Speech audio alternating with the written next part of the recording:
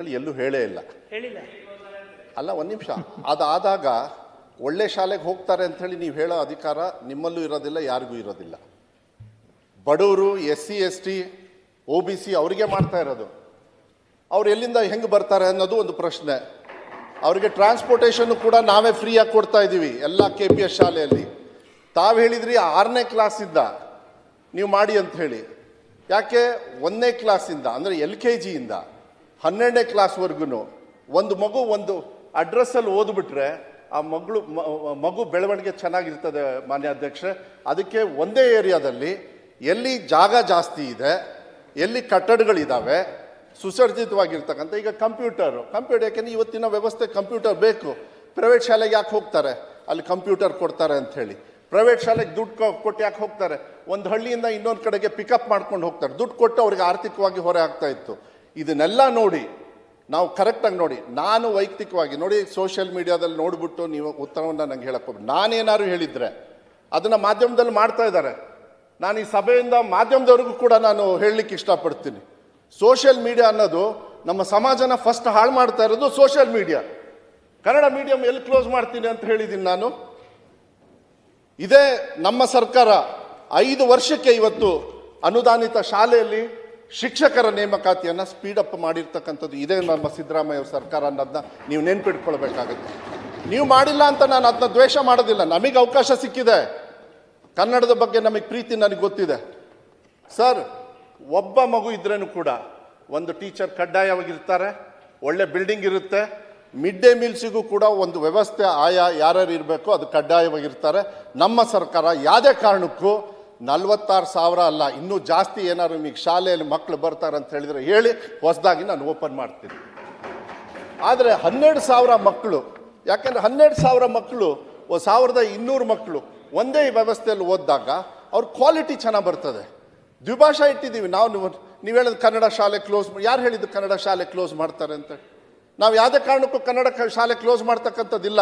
ನಮ್ಮ ರಕ್ತದಲ್ಲಿ ಕನ್ನಡ ಇದೆ, ಭವಿಷ್ಯ ಎಲ್ಲಿದೆ ಅಂಥೇಳಿ ಮಕ್ಕಳನ್ನು ದಯವಿಟ್ಟು ನೀವು ಯೋಚನೆ ಮಾಡಬೇಕಾಗುತ್ತೆ. ಇವತ್ತು ಬೇರೆ ಬೇರೆ ಸಂದರ್ಭದಲ್ಲಿ ನಾನು ಅದನ್ನ ಬೇರೆ ಸಂದರ್ಭದಲ್ಲಿ ನಾನು ಚರ್ಚೆ ಮಾಧ್ಯಮದಲ್ಲಿ ನಾನು ಎಷ್ಟೊಂದು ಸತಿ ಹೇಳಿದ್ದೀನಿ. ನಾನು ಮನಸ್ಸಿಗೆ ನೋವಾಗುತ್ತೆ ಅಧ್ಯಕ್ಷರೇ. ಯಾವುದೇ ಕಾರಣಕ್ಕೂ ನಾನು ಹೇಳದೇ ಇರ್ತಕ್ಕಂಥದ್ದು ಉತ್ತರ ಕೊಡ್ತಕ್ಕಂಥದ್ದನ್ನು ಇಲ್ಲ ಅಂತ ಪ್ರಶ್ನೆ ಸದಸ್ಯರ ತಲೆಗೆ ಹೋಗ್ತಾ ಇದೆ ಅಂತ ಹೇಳಿದರೆ ಕಾರಣ ನಾನಲ್ಲ. ನಾನು ಕ್ಲೋಸ್ ಮಾಡ್ತಕ್ಕಂಥ ಪರಿಸ್ಥಿತಿನೂ ಇಲ್ಲ. ಹಣ ವ್ಯವಸ್ಥೆ ಎಲ್ಲಿ ಅಂತ ಹೇಳಿದ್ರಿ. ನಾವು ಘೋಷಣೆ ಮಾಡಿದ್ದು 500 ಶಾಲೆ. ಆದರೆ ಇವತ್ತು ನನಗೆ ಭಾಳ ಸಂತೋಷ ಇದೆ, ಹೆಮ್ಮೆ ಇದೆ. ಯಾಕೆಂದರೆ 2018ರಲ್ಲಿ ಶುರುವಾಗಿದ್ದು KPS. ನಿಮ್ಮ ತಲೆಮನೆ ಸದಸ್ಯರು ಪೂಂಜಾ ಅವರು ಇರ್ಬೋದು, ನಿಮ್ಮ ಸುನೀಲ್ ಅವರು ಇರ್ಬೋದು, ಶಿವಲಿಂಗೇಗೌಡರು ನಮ್ಮ ಕಡೆಯವರು, JDS ಸದಸ್ಯರು, ಅವರೆಲ್ಲರೂ ಏನಂದ್ರು ಗೊತ್ತಾ ಸರ್? ಚಿಕ್ಕ ಶಾಲೆನ ಮರ್ಜ್ ಮಾಡಿ ಕ್ಲೋಸ್ ಮಾಡಿ ಅಂದರು. ಇನ್ನೂ ಏನಾದ್ರು ಹೇಳಬೇಕಂದ್ರೆ ಮಧ್ಯಪ್ರದೇಶದಲ್ಲಿ ನಿಮ್ಮ ಸರ್ಕಾರ ಎಷ್ಟು ಮಾಡಿದೆ ಅಂತೇಳಿ ನಾನು ಚರ್ಚೆ ಮಾಡೋದಕ್ಕೆ ಹೋಗೋದಿಲ್ಲ. ನಾನು ಕೊಡ್ಬೋದು, ಆದರೆ ನಾನು ವರಿಡ್ ಅಬೌಟ್ ನಮ್ಮ ಕನ್ನಡ ಮಾಧ್ಯಮ ಇರ್ಬೋದು, ನಮ್ಮ ಕನ್ನಡಿಗರ ಮಕ್ಕಳ ಒಂದು ಭವಿಷ್ಯಕ್ಕೆ ನಾನು ಈ ಇಲಾಖೆಯನ್ನು ನಡೆಸ್ತಾ ಇದ್ದೀನಿ. ಅದು ನಮಗೆ ಭಾಳ ಮುಖ್ಯ ಆಗುತ್ತೆ. ಅದ್ರ ಮೇಲೇ ನಾನು ನಡೆಸ್ತೀನಿ. ಬಡವರಿಗೂ ಕೂಡ ಒಂದು ಕಡೆಗೆ ಒಳ್ಳೆ ಒಂದು ಶಿಕ್ಷಣ ಕೊಡುತ್ತೆ ಅಂತ ಹೇಳಿದರೆ ಟ್ರಾನ್ಸ್ಪೋರ್ಟೇಷನ್ ಕೊಟ್ಕೊಂಡು ಮಾಡಬಾರ್ದ ಮಾನ್ಯ ಅಧ್ಯಕ್ಷರೇ? 14 ವರ್ಷ ಯಾಕೆ LKG ಒಂದು ಕಡೆಗೆ ಇರಬೇಕು, ಇದಾದಮೇಲೆ ಇನ್ನೊಂದು ಹಳ್ಳಿಗೆ ಪ್ರೈಮರಿ ಹೈಸ್ಕೂಲಿಗೆ ಹೋಗಬೇಕು, ಅದಾದಮೇಲೆ ಇನ್ನೊಂದು ತಾಲೂಕು ಹೆಡ್ ಕ್ವಾರ್ಟರ್ಸಿಗೆ ಸೆಕೆಂಡ್ ಇಯರ್ PUCಗೆ ಹೋಗಬೇಕು, ಬೇಕು. ಎಲ್ಲ ಮಕ್ಕಳಿಗೆ ಒಂದೇ ಕಡೆ ಕೊಟ್ಟಾಗದು ತಪ್ಪನೋ ಸರಿನೋ ಹೇಳಿ ನೋಡೋಣ. ಆದರೆ ಒಂದು ಹೇಳ್ತೀನಿ ಕೇಳಿ, ಯಾವುದೇ ಕಾರಣಕ್ಕೂ ಯಾವುದೇ ಶಾಲೆ ಕ್ಲೋಸ್ ಮಾಡಲ್ಲ. ಅದನ್ನು ಒಂದೇ ಉತ್ತರ ಕೊಟ್ಟುಬಿಡ್ತೀನಿ, ಅದು ಹೆಚ್ಚು ಹೇಳೋದಕ್ಕೆ ಹೋಗೋದಿಲ್ಲ. ಆದರೆ 500 ಶಾಲೆಯನ್ನು ನಾವು ಒಂದು ನಿಮಿಷ ಚಿದಾನಂದರು ಹೇಳ್ತೀನಿ. ಯಾಕೆಂದರೆ ಇದು ಮಕ್ಕಳ ಭವಿಷ್ಯದ ಭಾಳ ಮುಖ್ಯ ಇದು. ಯಾಕೆಂದರೆ ನೀವು ನಮ್ಮ ಹಿರಿಯರು, ನಮ್ಮ ತಂದೆ ಬಂಗಾರಪ್ಪಾಜಿಯವರು ಇರಬೇಕಾದ್ರೆ ಸರ್, ತಾವು ಕೂಡ ಯಾವುದಾದ್ರು ಶಾಲೆಗೆ ಹೋದಾಗ, ಯಾಕೆಂದರೆ ಹಿರಿಯರು ಸದಸ್ಯರು ಬೇಕಾದಷ್ಟು ಜನರು ಇದ್ದೀರಿ, ನೀವೆಲ್ಲ ಮುಂಚೆ ಏನು ಮಾಡೋರು? ಯಾರು ರೋಡ್ ಕೇಳ್ತಿರ್ಲಿಲ್ಲ ಸರ್ 40 ವರ್ಷದ ಹಿಂದೆ, ನಮ್ಮ ಊರಿಗೆ ಒಂದು ಶಾಲೆ ಕೊಡಿ ಅಂಥೇಳಿ. ಅದು ಬರ್ಡನ್ ಆಗಿದೆಯಾ ಅಂಥೇಳಿ ನಾನು ಚರ್ಚೆ ಮಾಡೋದಕ್ಕೆ ಹೋಗೋದಿಲ್ಲ. ಆದರೆ ಮಕ್ಕಳ ಸಂಖ್ಯೆ ಅಷ್ಟು ಇದೆಯಾ ಅಂಥೇಳಿ ನೀವು ಕೂಡ ಯೋಚನೆ ಮಾಡಬೇಕಾಗುತ್ತಲ್ಲ. ಈಗ 500 ಶಾಲೆ ನಾವು ಬಜೆಟಲ್ಲಿ ಘೋಷಣೆ ಮಾಡಿದ್ದು. ಏಷ್ಯನ್ ಮುಗಿಸ್ಬಿಡ್ತೀನಿ. ಹೌದು, ಅಲ್ಲ ದಯಮಾಡಿ ಅಲ್ಲ ಮಕ್ಕಳ ಅಲ್ಲ ಸಚಿವರೇ, ಈಗ ತಾವೇ ಹೇಳಿದ್ರಿ ಒಬ್ಬ ಮಗು ಇದ್ರು ನಾನು ಶಾಲೆ ನಡೆಸ್ತೀನಿ ಅಂತ. ಇನ್ನೊಂದು ಕಡೆ ಹೇಳ್ತಾ ಇದ್ದೀರಾ ಮಕ್ಕಳ ಸಂಖ್ಯೆ ಆಗಿದೆ, ಕಡಿಮೆ ಆಗಿದೆ, ಹಾಗಾಗಿ ಬಸ್ ಬಿಟ್ಬಿಟ್ಟು ಆ ಎಲ್ಲ ಸುತ್ತಮುತ್ತ ಎಂಟ ತಳ್ಳಿ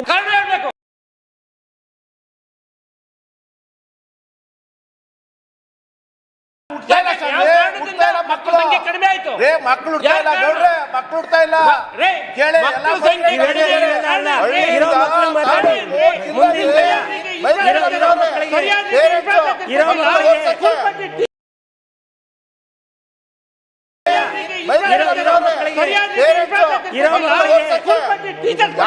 ಸರ್ಕಾರ ಸಾಲ ಕೊಡ್ತೀವಿ ಅಂತ ಹೇಳಿಲ್ಲ. ನೀವು ಆ ಕಡೆ ಇದ್ದೀರಿ ಅಂತ ಯಾಕೆ ಮಾತಾಡ್ತೀರಿ? ಈ ಕಡೆ ಇದ್ದಾಗ ಈ ಪರ ಮಾತಾಡ್ತಿದ್ರಿ. ಈ ಕಡೆ ಈ ಕಡೆ ಇದ್ದಾಗ ಈ ಕಡೆ ಮಾತಾಡ್ತಿದ್ರಿ. ಈಗ ಬೇಕು ಅಂತ ಮಾತಾಡ್ತಾ ಇದ್ದೀರಿ. ಇದು ಉಪಯೋಗ ಇಲ್ಲ. ನೀವು ಮಾತಾಡೋ ಉಪಯೋಗ ಇಲ್ಲ. ನೀವು ಹೇಳ್ತಾ ಇರೋ ಉಪಯೋಗ ಇಲ್ಲ. ನೀವು ಬಡ ಮಕ್ಕಳ ವಿರುದ್ಧ ಮಾತಾಡ್ತಾ ಇದ್ದೀರಿ. ಏನವ್ರೆ ಅವರ ವಿರುದ್ಧವಾಗಿ ಅರ್ಥ ಆಯ್ತಲ್ಲ? ರೈತ ಮಕ್ಕಳು ಎಜುಕೇಶನ್ ಸಿಗಬಾರ್ದು ಸ್ವಾಮಿ. ಕೂಲಿ ಕಾರ್ಮಿಕ ಮಕ್ಕಳು ಎಜುಕೇಶನ್ ಸಿಗಬಾರ್ದ? ಗುಣಮಟ್ಟದ ಶಿಕ್ಷಣ ಸಿಗಬಾರ್ದ? ಗುಣಮಟ್ಟದ ಶಿಕ್ಷಣ ಸಿಗಬಾರ್ದ? ದಯಮಾಡಿ ನನಗೆ ಅವಕಾಶ ಮಾಡಿಕೊಡಿ. ದಯಮಾಡಿ. ಇದು ಬಹಳ ಗಂಭೀರವಾದ ಪ್ರಶ್ನೆ. ಒಳ್ಳೆ ಚರ್ಚೆ ನಡೀತಾ ಇದೆ. ಕೆಪಿಎಸ್ ಶಾಲೆಗಳು ಶುರುವಾಗಿದ್ದು ಇದೇ ಸದನದಲ್ಲಿ ಕನ್ವಿನ್ಸೆಂಟ್ ಇದ್ದಂತ ಸಂದರ್ಭದಲ್ಲಿ ಇಲ್ಲೇ ಚರ್ಚೆಯಲ್ಲಿ ಕೆಪಿಎಸ್ ಶಾಲೆಗಳು ಪ್ರಾರಂಭ ಮಾಡ್ತೀವಿ ಅಂತ ಘೋಷಣೆ ಮಾಡಿದ್ರು. ಈಗಿನ ಅದೇ ಸದನದಲ್ಲಿ ನೀವೇ ಹೇಳಿರಿ ಅನುದಾನ ಶಾಲೆಗೆ ನೀವೇ ಇದೇ ಸದನದಲ್ಲಿ ಈ ಕುರ್ಚಿಯಲ್ಲಿ ಕೂತು ಹೇಳಿದಿರಿ ನಾವು ನಾಳೆ ಬೆಳಿಗ್ಗೆ 4th May will going to full fledge teachers ಕೊಡ್ತೀವಿ ಅಂತ. ಇವತ್ತರೆಗೂ ಕೊಡಕ್ಕಾಗಿಲ್ಲ. ಏನ್ ಆ ಪ್ರೋಸೆಸ್ ನಡೀತಾ ಇದೆ ಅಂತ ಅವಾಗಲೇ ಉತ್ತರ ಕೊಡ್ಲಿಲ್ಲ. ನಡೀತಾ ಇದೆ, ಯಾಕೆ ಕೊಡಕ್ಕಾಗಿಲ್ಲ? ಸುಮ್ಮನೆ ಮಕ್ಕಳ ಸಂಖ್ಯೆ ಯಾಕೆ ಕಡಿಮೆ ಆಯ್ತು? ಮಕ್ಕಳ ಸಂಖ್ಯೆ ಕಡಿಮೆ ನಮ್ಮ ಪ್ರಶ್ನೆಗೆ ಉತ್ತರಗಳು ಬೇಕಾಗಿದೆ. ಟೀಚರ್ ಇಲ್ಲ. ನಮ್ಮ ಪ್ರಶ್ನೆಗೆ ಉತ್ತರಗಳು ಬೇಕಾಗಿದೆ. ನಮ್ಮ ಶಾಲೆಯಲ್ಲಿ ಟೀಚರ್ ಇಲ್ಲ. ಮಾನ್ಯ ಸಭಾಪತಿಗಳ ಸದಸ್ಯರ ರಕ್ಷಣೆಗೆ ಬರಬೇಕು. ನಮ್ಮ ಪ್ರಶ್ನೆಗಳ ಸಮಾಜದಲ್ಲಿ ಉತ್ತರ ಪಡ್ಕೋಬೇಕಾಗಿದೆ ನಾವು. ಶಾಲೆ ಮಾಡ್ತೀರಾ? ತುಂಬಾ ಸ್ವಾಗತ ಇದೆ. ಅದು ಬೇಕಾಗಿರ್ತಕ್ಕಂಥ ಮಾನ್ಯ ಸಭಾಪತಿಗಳೇ, ನೀವು ತ್ವರಿತಗತಿನಲ್ಲಿ ಅನುದಾನ ಶಿಕ್ಷಣ ಸಂಸ್ಥೆಗಳಿಗೆ ಅದನ್ನು ಮುಟ್ಬಿಟ್ಟು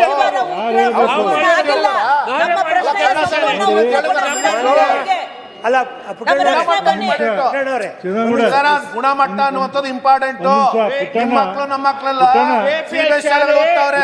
ಸಿಬಿಎಸ್ ICSE ನಲ್ಲಿ ಬಡವ್ರ ಮಕ್ಕಳು ಓದ್ತಾರಲ್ಲ, ಬಡವ್ರ ಮಕ್ಕಳು ನ್ಯಾಯ ಕೊಡ್ಬೇಕಲ್ಲ.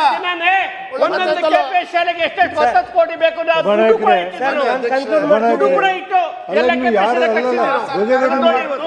ಅರ್ಥ ಆಗೋದು